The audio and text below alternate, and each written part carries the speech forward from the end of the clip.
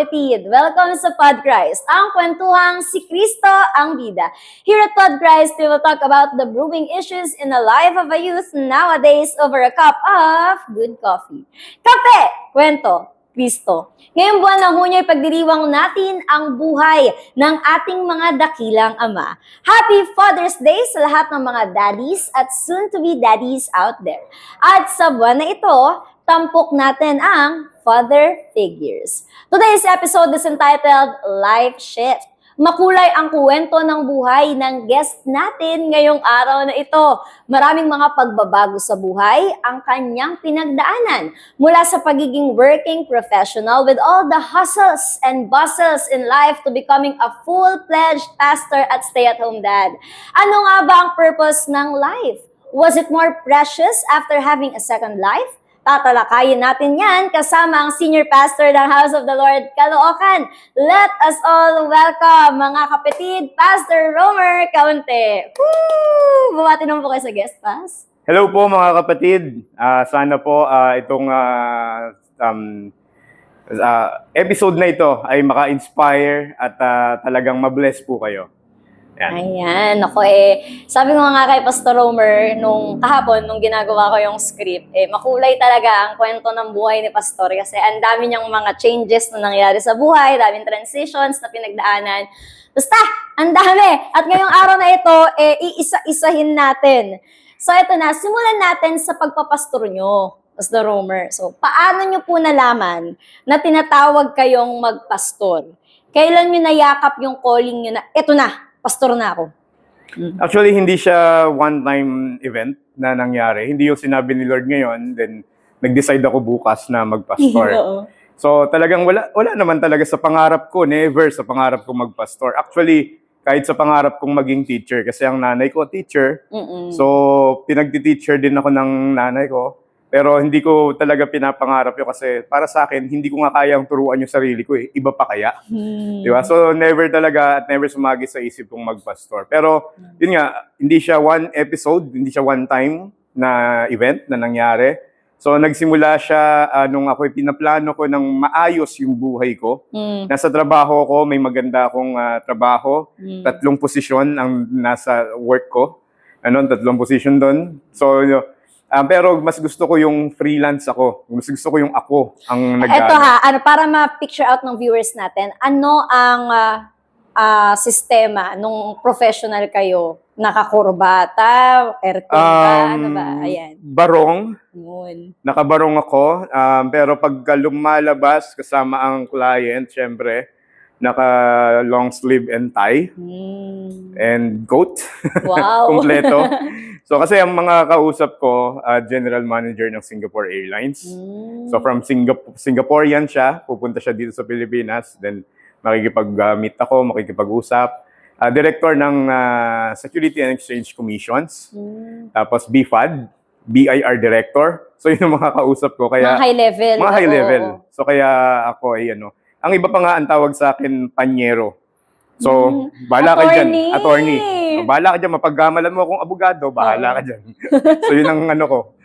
Yun, kaya kailangan ako ay nakasuot ng Kaya kailangan talagang posturang-postura. Posturang-postura ka at ang problema nun, pinagbawalan din ako ng mga boss ko na kapag nasa labas ako, bawal ako kumain sa mga parisan, karinderya, street food. Yan, kasi nga, pwedeng dumaan ng client. So, maintain the image. So, bit-bit ko o hawak ko yung, hindi yung bit hawak ko yung hawak ko yung name ng company. Pangalan ng kumpanya. I see. So, ganun pala ang datingan ni Pastor Romer, no? So, from air condition na room, malaking kita, di ba? Malaking kita yan. Tapos, posturang-postura, to becoming a pastor, na hindi ganun kalaki ang kinikita. Kasi nga love gift tayo di ba? No, so napakalaking changes dun sa career, 'di ba? Yung pagiging professional. So with that being said, nagkaroon po ba kayo ng insecurity or doubts sa inyong sarili upon surrendering your career in exchange for your calling of being a pastor? Insecurities sa dalawang bagay siguro. Mm-mm. Insecurities siguro sa aking personal na buhay. Mm. Kasi after 5 years akong nag-resign sa trabaho para mag-ministry, actually yearly naman akong ini-invite sa anniversary ng law office namin. So, pero nung time na yon, 5 years after, parang nagkaroon talaga ako ng insecurities. Mm. Kasi sa amin nga, ako yung mayroong sariling kwarto sa office, tapos ako yung may malaking sahod, Mm-mm. tapos umalis. Tapos ngayon, yung mga, after 5 years, yung mga ka-office mate ko, yung mga kasama ko talaga, sila may sarili na silang mga kotse, properties. Yeah, so nakaka-travel sila sa iba't iba. So nagkaroon ako ng insecurities noon. Pupunta ako ng Shangri-La hotel sa Makati. And then para doon kumain. Tapos talagang parang yun, pupunta ba ako kasi wala akong napatunayan. Mm. Wala, sabi mo nga, 'di ba? Hindi naman ganoon kalaki ang love gift ng pastors. So pupunta ba ako? So pero nung time na yon, talagang inano ko ng Panginoon, kinurig ako ng Panginoon. Ikaw ang may pinakamantaas na posisyon, alagad kita, disciples kita. So parang doon, talaga nung pumunta ako, taas noo. Pero actually kahit taas noo ako dahil alam ko mas ano ako. At in-honor naman ako, pati boss ko. Dati ang tawag lang sa akin, Romer. Pero nung bumalik ako, pastor na ang tawag sa akin. So ginagalang na ako. So merong ano. Pero sa loob ko may insecurities pa rin. Kasi pumunta ako ng Shangri-La Hotel that time. Naka-taxi pa. Mm. So from... Wala pang grab nun. Wala pang grab nun. Huwag niyo na alamin kung anong taon yan. Ha? Oo. From Bagong Barrio to Makati. Naka-taxi ako. Ganun din, pag-uwi ko from Makati. Pero nung nasa pauwi ako, Makati to LRT na. LRT na ako sumakay pauwi. Sobra na yun. Pagka, so may insecurities. May ganun ang insecurities ko. Oo. So as a pastor, kasi malaki yung inaasahan sa akin ng boss ko. Actually, nung nag-resign ako sa trabaho, hindi naman para magpastor eh. Kasi ang binigay naman sa akin ng Panginoon para mag-put up ng mga business. So that time, may put up. So ang inaasahan sa akin ng boss ko, dahil nga sa mga performance na nakita nila, so maganda ang future ko. So talagang insecurity kasi after 5 years po, babalik ako ng company, magpapakita ko, wala man lang akong parang andun yung mapatunayan. fear na, anong napatunayan Yes. ko? Diba? So, paano mo na-overcome yun, Pas? Yung ganong feeling? Yun nga, Insecure. nung sinabi sa akin ng Panginoon, mas mataas ang posisyon mo, mas madakila yung calling mo. No? Ikaw ay aking alipin, alagad kita, disciples kita. So, yun. Kaya, yun ang ano ko, every time na makakausap din ako ng mga high level Oo. na personality. So, yun ang talagang dinidingnan ko. Pastor ako, hindi ko naman pinagyayabang pero alagad ako ng Panginoon. Taas Yun. noo. Taas noo. Kahit kanino. Oo. Ang Pilipino ay ako. Totoo. Pero hindi, totoo, no? Dapat maging proud tayo na Proud dapat. we're Christians. Anak ako ng Diyos. Dala-dala ko ang kanyang pangalan. Di ba? Mm. So ito na, Pas. Let's dig in sa role na ginagampanan ng isang pastor sa church. Ano ba ang ginagampanang role ng pastor sa loob ng simbahan bilang tatay ng church? And ano din ang role na ginagampanan mo bilang tatay naman sa loob ng pamilya? Kasi that's two different things, ha? You're Oo. juggling two different Yes. things. Ayan, sige. So, ayun, bilang pastor sa loob ng church, ang role talaga ng pastor, syempre, by definition, shepherd. Shepherd ka, so ikaw yung magpapakain. Sa part natin, magpapakain ng salita ng Panginoon. Isang mahirap na bagay, kasi nga, hindi mo po pwedeng pakainin ng kung ano-ano lang. Totoo. Kailangan nababagay sa kanila, di ba? So, maayos yung kanilang kalusugan. And hindi rin pwedeng basta konti-konting pagkain. Kailangan, pag pinagpakain ka, buffet. So, talaga, in preparation ng word, talagang dikdikan, talaga. Hindi basta-basta. Hindi basta-basta. Tapos, hindi lang pakain, magga-guide. So, ikaw yung magga-guide sa kanila. Dahil nga, shepherd ka. Ikaw yung magdadala. Kung nasan ka, pupunta sila. So, kung ano sabihin mo, dapat pupunta sila. Ang problema sa pagga-guide, ang mabigat sa pagga-guide, is yung parang yung problema nila dala-dala mo. So mabigat pa din. Pag uwi mo ng bahay, tapos ka na sa trabaho mo, pero bit-bit mo pa din yung bigat na nararamdaman nila. And then syempre, hindi lang pag-guide, kung hindi pagpapanatili sa kanila. So isa sa mahirap sa pagpapanatili, kapag yung isa nawala, kinain ng leon, diba, hinabol ng leon, nawala siya, kailangan mong hanapin, kailangan mong ibalik. Kailangan mong agawin sa Kailangan leon. mong agawin. Oo. Yun. So yun yung mga sa pastor sa church. Ano pala, no? Yung mga nababasa natin sa Old Testament na kagaya ni David, hinabol niya yung leon, binuka niya yung bibig Yes. para makuha yung mga tupa. Ganun din. Ganun The na ganun. same way, ganun na ganun Yes. din yung ginagawa ng mga pastor. Oo. Na talagang habulin mo yung leon para makuha yung flock Oo. mo. Ngayon, ganun din kay Benaya. Benaya. You're chasing the lion. Mm. Di ba? Hahabulin mo yung leon. Hindi Oo. ka magpapadala sa takot. Tama. And with that being said, no, takot at kung ano-ano pang mga balakid bilang pastor, ano ba ang mga challenges sa pagiging pastor? So ang challenges, katulad nung sabi mo kanina, pinagko-compare natin yung being a pastor sa church and a dad sa loob ng tahanan.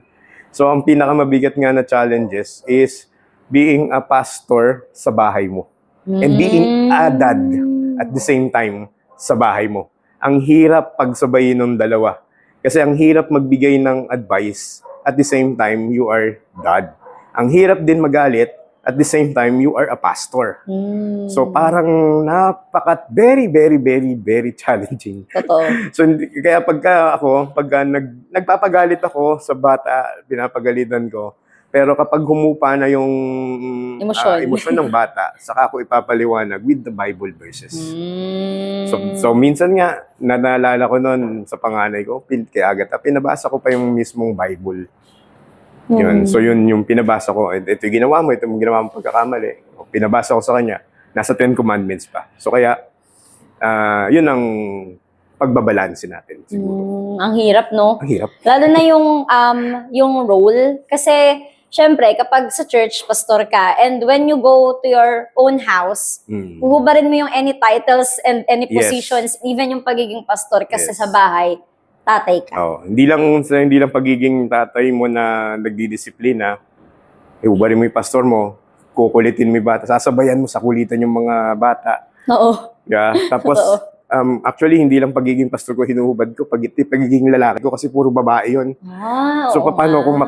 pag hinubad ko lang pastor ko doon, makikipagbugbugan lang ako doon dahil lalaki ako. Pero dahil babae sila, kailangan kong Pag-alam mo ng Barbie.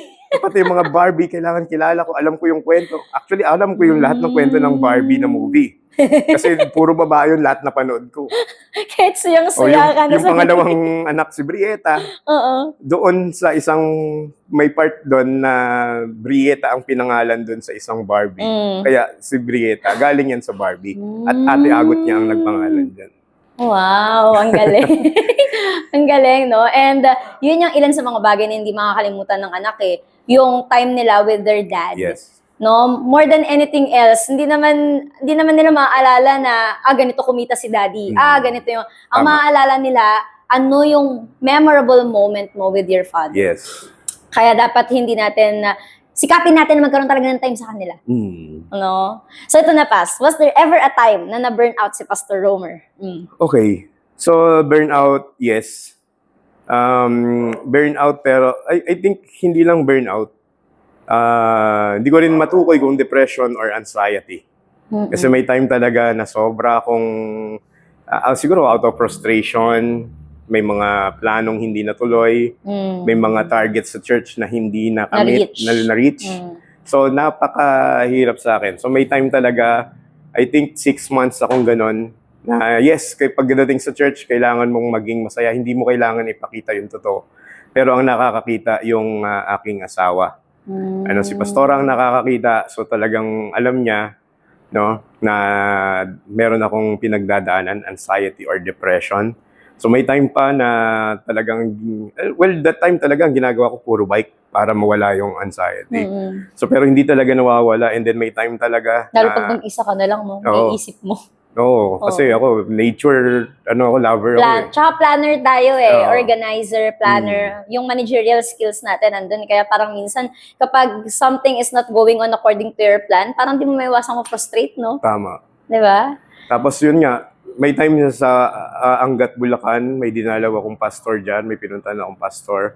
And then nagpicture pa kami. Tapos sinend ko kay pastora para attendance. Yun. So nandun na ako. So nung nakita niya, ang reply lang sa akin, sinend ko siya kasi after nung umalis na ako. Nakabike ako, syempre paalis na ako. So ako na lang mag-isa. So sinend ko sa kanya yun habang nagpapahinga. And then ang sabi niya sa akin, nakangiti pero halatang hindi masaya. So siya lang ang nakakapansin nun. Siya lang ano. That time talaga, yun lang sinabi niya, message lang. Pero that time, Strike talaga sa'yo. lumukha ako, naiyak ako talaga. So doon ko talaga nilabas yung iyak ko. So mag-isa. Mag-isa lang naman ako, wala man nakakita. Umiyak na lang ako. Ano ba yung frustrations ng mga pastor? Kasi ang frustration, nanggagaling siya, yun nga, sa mga goals na hindi nare-reach, sa mga plano na hindi nangyayari, sa mga iniisip Lalo na mo. ng pandemic, no? Yes. Sa mga iniisip mo na hindi mo kontrolado. Hindi mo magawa. Tama. So yun ang frustration. Pero ang pinakang very, very frustrating talaga sa akin, kailan ko lang din na intindihan, yung pag nakakakita ako ng kawalan ng respeto at paggalang sa isang tao, lalo na sa babae at sa matanda. Kaya nung panahon na ako ay wala pa sa Panginoon, kapag merong isang lalaki na nambabastos or something na, basta mayroong ginagawang something sa babae, talagang halos Nagpupuyos ang iyong damdamin. halos gusto kong sapain niya. Hindi, pinagsasabihan ko talaga, huwag kang magiging bastos. Bumaba ka kung magiging bastos ka. Huwag mo sisisihin kung anong gagawin ko sa'yo. Basta binabantaan kong ganun. Kasi nga, ayoko yung nakakakita Disrespect. Pagiging disrespect and yun.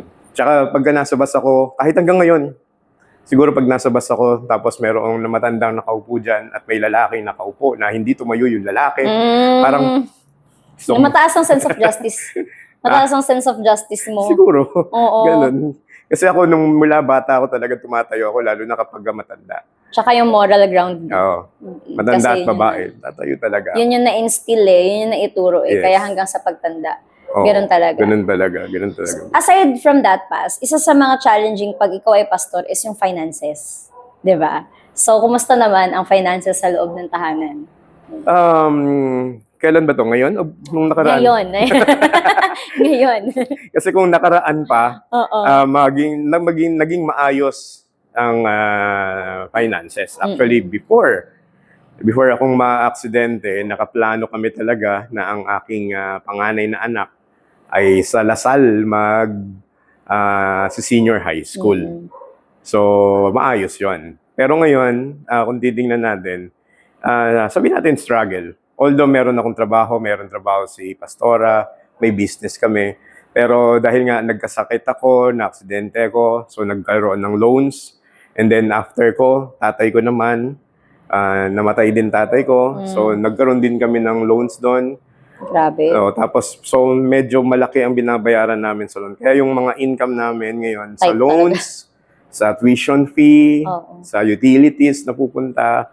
So medyo tight yung So masasabi natin na tight ngayon yung finances. Actually, after kong ma-aksidente, hanggang ngayon, hindi pa ulit kami nagkakaroon ng date ni Pastora. Dati, before akong ma-aksidente, weekly ang aming date. Choose date. Ang tawag nga namin dyan, choose date. Every Tuesday, nagde-date kaming dalawa. So ngayon, hindi pa namin din nagawa. Nagde-date naman kami sa loob ng bahay, Netflix, TV. So, meron kaming chips. So, mas madalas pa nga ngayon kasi nasa bahay ka lang So, pero yung labas, kain sa ganito, sa ganyan, hindi pa namin ulit nagagawa. Siguro maganda ding maintindihan ng mga kapatid natin and even ng mga viewers natin ngayong araw na to na hindi talaga madaling maging pastor, no? And sabi nga give honor to whom honor is due. So, syempre, I'm not talking because I'm a pastor's wife. Pero sinasabi ko to para maintindihan ng mga viewers natin na deserve naman ng mga pastor natin na bigyan sila ng honor. Kasi ang dami nilang sinakripisyo Career, yung buhay nila.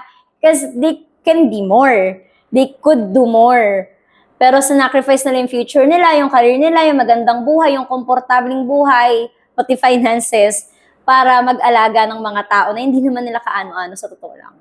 'Di ba? So, sana sa mga nasa ibang church dyan na nanonood sa atin ngayon or mga kapatid or other Christians na nakakapakinig nitong episode natin, parangalan natin, hindi naman to the point na parang Diyos na, no? Pero ibigay natin kung ano yung due sa mga pastors natin. Kung kinakailangan mabigyan ng love gift, mabigyan ng retirement fund, no, ng allowances, dapat deserve nila. Deserve nila kasi ang laki ng sinakripisyo nila. No? So ito na nga, Pas. No, balik tayo sa mga anak mo. May pressure ba sa part ng mga bata knowing na pastor ang kanilang mga magulang? Sa part nila, merong pressure, lalo na sa school. Kasi sa school nila, Alam na pastor. alam na pastor ako. So lahat ng teacher nila, alam na pastors ako. So ang pressure sa kanila, dahil sila ay pastor's child, kailangan magpakabait. Totoo. Magpakabait. Yung image. Yung image. Yes. Yun. So, hindi wala naman akong problema doon.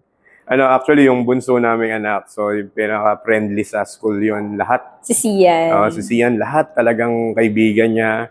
So, approachable din. Yun. Pero yun nga, dahil sila ay anak ng pastor, siguro ang pressure sa kanila yung image ng pagiging anak ng pastor. Hindi lang sa school, pati sa church. So, kaya pagdating sa church, sila, kung yung mga bata lalabas para bumili, sila nakaupo lang doon. Hindi sila rin naglilikot sa gitna. Hindi sila nakikihalumula sa mga... Kasi nga, they are protecting image. So, may pressure. May pressure sa kanila ganun. Pero, never ko silang pinagsabihan para ma-pressure. Hindi ko sinasabihan, anak ka ng pastor, kailangan magganito ka, ganyan ka. So, hindi ko sila sinabihan ng gano'n. Paano nyo sila pinoprotektahan against dun sa mga bad influences? Kasi, pag nasa bahay, ang daling magpakabait eh. Kasi pastor tatay ko. Pag nasa church lalo, kasi ang daming mga nakatingin. Pero pag nasa school na, hindi na naman na natin sila monitor 24/7 eh. Especially mga friends na pinipili nila. So pagdating sa ganun, Pas, paano nyo na-assure na okay pa rin tong anak ko, maayos yung pagpili niya, lalo na sa mga kaibigan na sasamahan niya. Yung ganun. So from time to time, meron talagang, yun nga, na talagang tinuturuan ko sila ng biblical principles. Tapos meron din kaming time na family devotion. Yun. Tapos ang ginagawa namin, binibigyan namin sila ng house chores. So may tagahugas, may tagalinis ng lamesa. So para yung disiplina nandoon. And then actually talagang ang goal namin talaga yung bahay masarap uwian.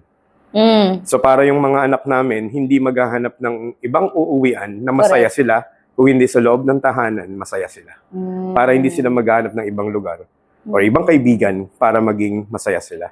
So sa tahanan din talagang meron din namang yung mga hindi na masyadong hindi masyado, may hindi mga sinasabi. Yeah. Pero pag nararamdaman namin yon, talagang heart-to-heart talk, one-on-one, ano yung nararamdaman mo, ano yung gusto mong mangyari, ano yung gusto mong sabihin. Lalo na pagka nagkakaroon ng pangangaral o papagalit, paulit-ulit na nangyayari yung ganon, kakausapin na namin yan, ano ba talaga ang problema mo? So binibigyan din namin ng space sila para magsalita at ilabas yung kanilang emosyon.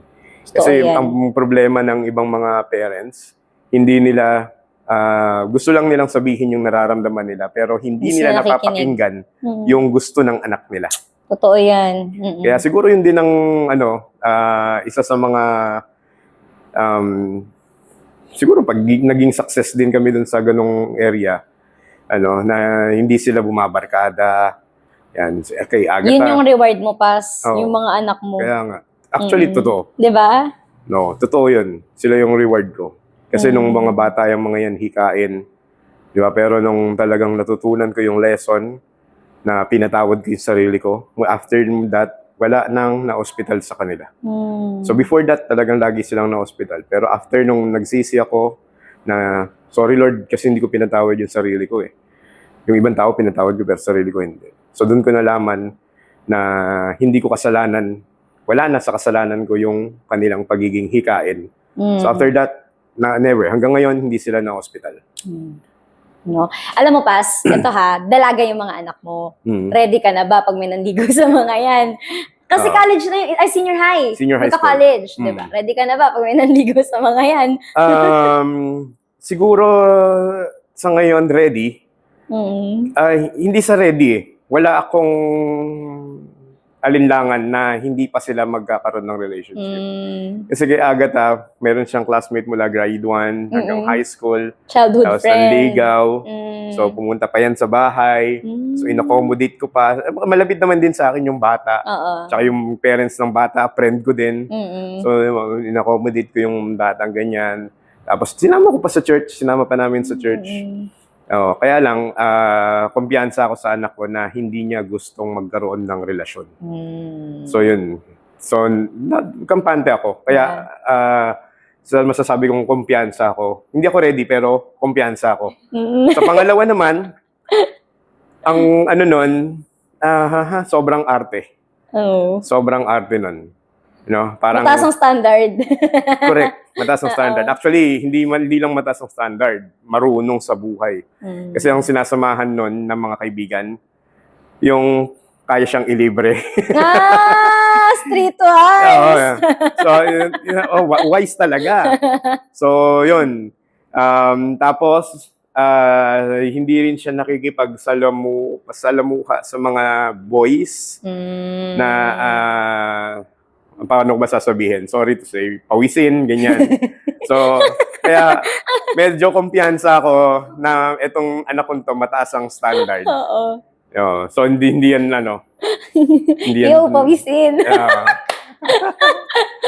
Nako, pero nakakatuwa, Bas, no? Talagang makikita mo yung iba't ibang personality nila habang lumalaki sila.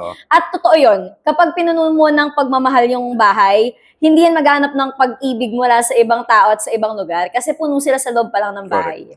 So ito na, Pas. Kumusta ngayon ang pamilya at ministry? Yan. Sa ministry, maraming inaayos. Kasi talagang ang nangyari is dahil nga galing tayo sa medyo malaki. And then after pandemic, from 311 to naging 70 to 80. So, gano'n. So, talagang yun. Siguro yun din ang pinanggalingan ng procession. Pero anyway, pero ngayon, tinuturo ng Panginoon is yung order, word na order.